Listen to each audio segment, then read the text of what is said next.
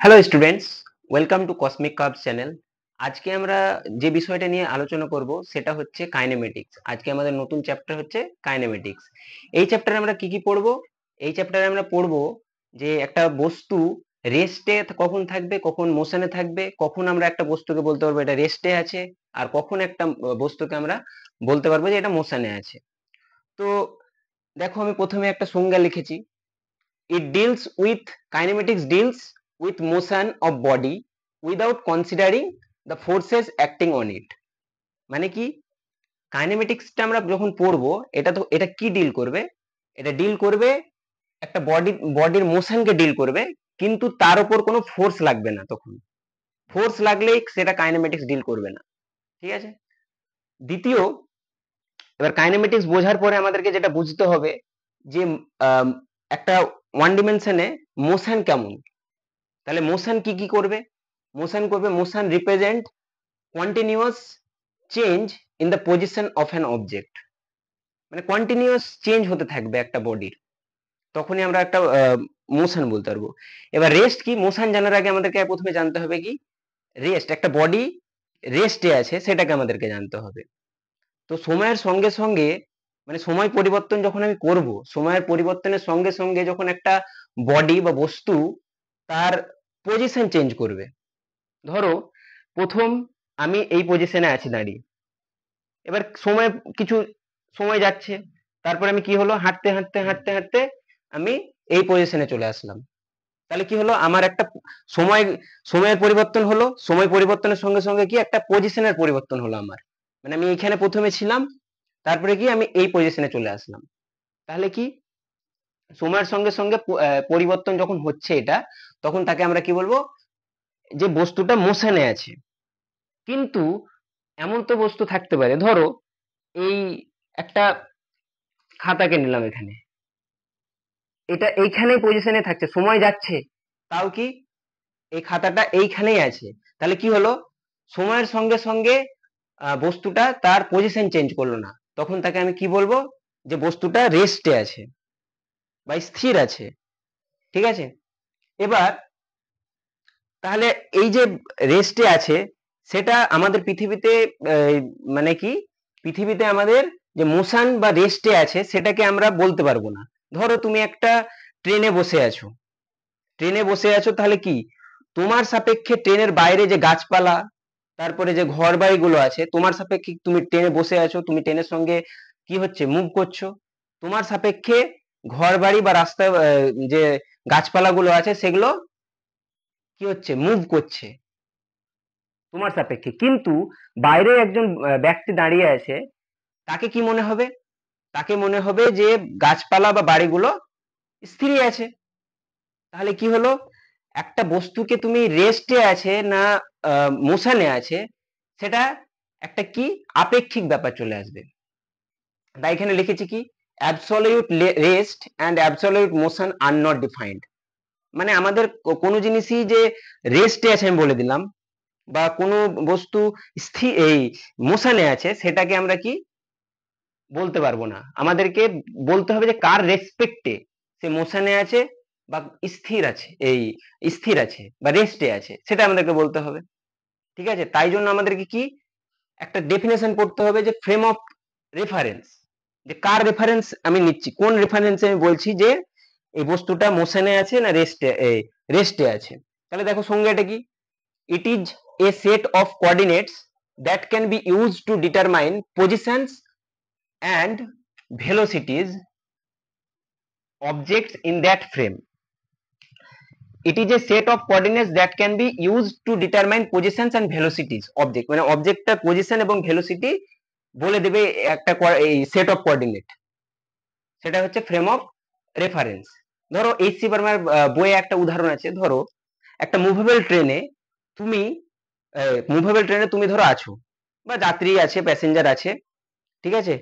এবার যে চোর ডাকাত গুলো কি হলো, ওই মুভেবল ট্রেনে চলে আসলো, দিয়ে পিস্তল নিয়ে তোমাকে দেখাচ্ছে বা যাত্রীদেরকে এইভাবে দেখাচ্ছে যে ডোন্ট মুভ। তাহলে কি হলো, যাত্রীরা, এক্সাম্পলে কি হচ্ছে, যাত্রীরা যে ডাকাত আছে তার সাপেক্ষে স্থির, কিন্তু যে রেল ট্র্যাক আছে তার সাপেক্ষে কি মুভ করছে, মোশনে আছে। ঠিক আছে, তাহলে এটা ডিটারমাইন করছে আমাদের ফ্রেম অফ রেফারেন্স। তাহলে ফ্রেম অফ রেফারেন্স এর ডিফারেন্ট কাইন্ডস অফ হতে পারে, দু ধরনের ফ্রেম অফ রেফারেন্স আছে। চলো কি কি দেখা যাক। ফার্স্ট যে ফ্রেম অফ রেফারেন্স সেটা হচ্ছে ইনার্সিয়াল ফ্রেম অফ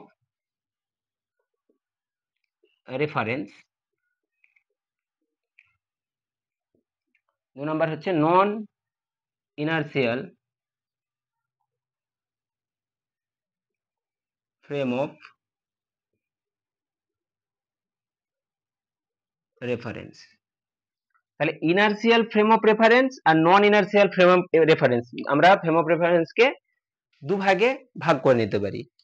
এবার ইনার্সিয়াল ফ্রেম অফ রেফারেন্স এর যদি আমি জানতে হয় তাহলে কি হবে, ইনার্সিয়াল ফ্রেম অফ রেফারেন্সে নিউটনস ল কি হবে, ভ্যালিড, মানে কি আনঅ্যাক্সেলারেটেড, কোনো ত্বরণ থাকবে না, তখন আমি ইনার্সিয়াল ফ্রেম অফ রেফারেন্স বলতে পারবো। এখানে কি হবে, নিউটনস ল ভ্যালিড হবে। 2 নাম্বার যেটা লিখেছি সেটা হচ্ছে non inertial frame of reference. Non inertial frame of reference কি, Newton's law are not valid, মানে কি অ্যাক্সিলারেটেড, ত্বরণ থাকবে। ঠিক আছে, এটা যখন আমরা আরো ফার্দার যখন পড়বো, তখন নিউটনস লতে আরো যখন ফার্দার পড়বে তোমরা, তখন এইসব আরো ভালো করে আলোচনা করা যাবে সেখানে। এবার মোশন তো পড়লাম, এবার মোশন যে কত ধরনের হয় সেটা আমাদেরকে জানতে হবে। ঠিক আছে,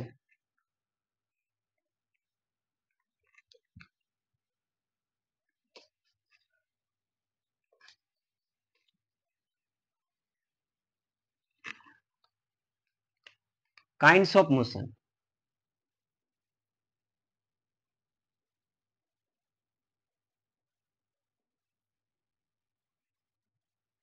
ফার্স্ট সেটা হচ্ছে বাংলায় যেটা বলেছে চলন গতি,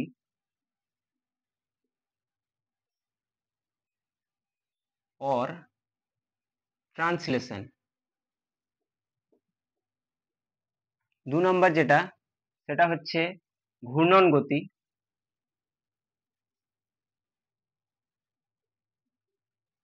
বা rotational.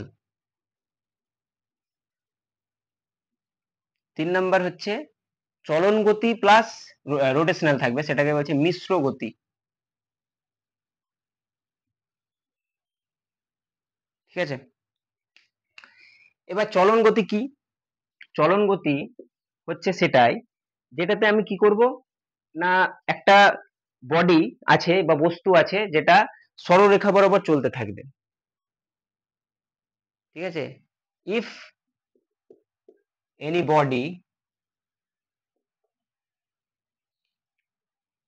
Moves along the straight line,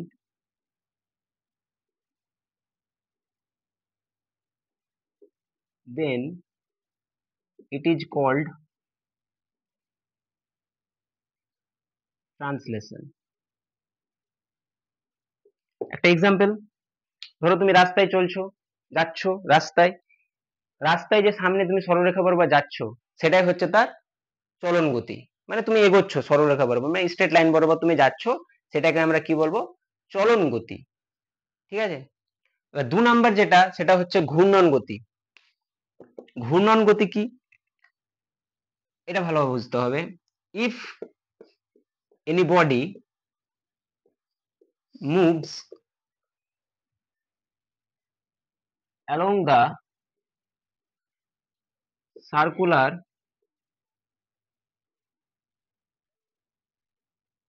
line with respect to a fixed point or axis, মানে ধরো একটা পয়েন্টকে কেন্দ্র করে যখন একটা বস্তু কি করবে, মুভ করবে, তখন তাকে আমরা কি বলবো, রোটেশনাল বা ঘূর্ণন গতি। যেমন তোমরা দেখেছো একটা লাট্টু, লাট্টুকে যখন তুমি ঘুরাবে তখন কি হবে, একটা বিন্দুকে কেন্দ্র করে কি হবে, সে একটা সার্কুলার লাইন বরাবর মানে ঘুরতে থাকবে, এভাবে রোটেট করতে থাকবে, তখন তাকে আমি কি বলবো, রোটেশনাল। এভাবে ধরো একটা আছে, এই পয়েন্টকে কেন্দ্র করে একটা বস্তু ঘুরছে, তখন আমি তাকে কি বলবো, ঘূর্ণন গতি বা রোটেশনাল। ঠিক আছে, এবার 3 নাম্বার যেটা, সেটা হচ্ছে মিশ্র গতি। মানে কি, এখানে মিশ্র গতিতে হচ্ছে ট্রান্সলেশন প্লাস রোটেশনাল, দুই থাকবে। যখনই এরকম ট্রান্সলেশন মানে কি হবে, বস্তু চলবে, সঙ্গে সঙ্গে কি হবে, সে ঘুরবেও। ধরো একটা গাড়ি আছে, গাড়ি যেমন এক্সাম্পল হচ্ছে, একটা গাড়িতে যখন গাড়ি যখন চলছে তখন কি হচ্ছে, তার চাকাগুলো ঘুরছে, প্লাস কি, সে স্ট্রেট লাইন বরাবর চলছে, ফরওয়ার্ড দিকে মুভ করছে, তখন সেটাকে আমরা কি বলবো, মিশ্র গতি।